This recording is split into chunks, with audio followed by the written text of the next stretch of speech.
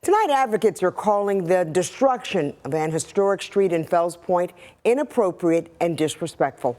As WMAR-2 News' Elizabeth Worthington reports, they say it's just not about aesthetics, but an appreciation of the past. Thames Street in Fells Point may be bumpy, but it is beautiful. And the iconic Belgian block paving style is part of what gives this neighborhood its historic charm.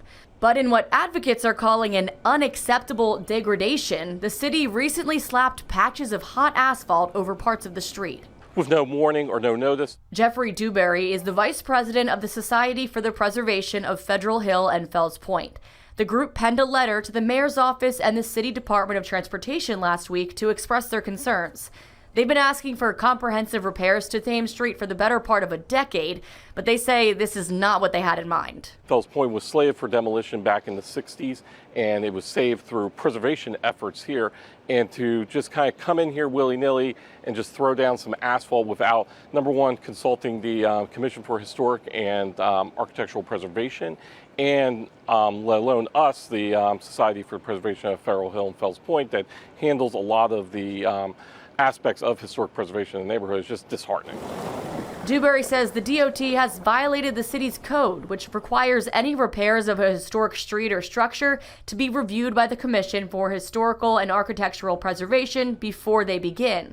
The society says not only does this move, quote, undermine public trust, but it also constitutes a serious breach of established protocols. This kind of stuff doesn't happen in other historic cities and historic districts. This doesn't happen in Charleston. This doesn't happen in Savannah.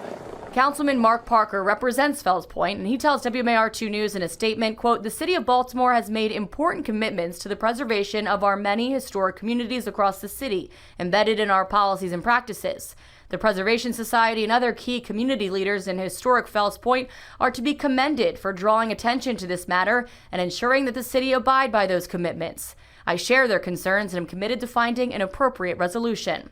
The Preservation Society is asking the DOT for a plan to address their concerns, but so far they haven't heard anything.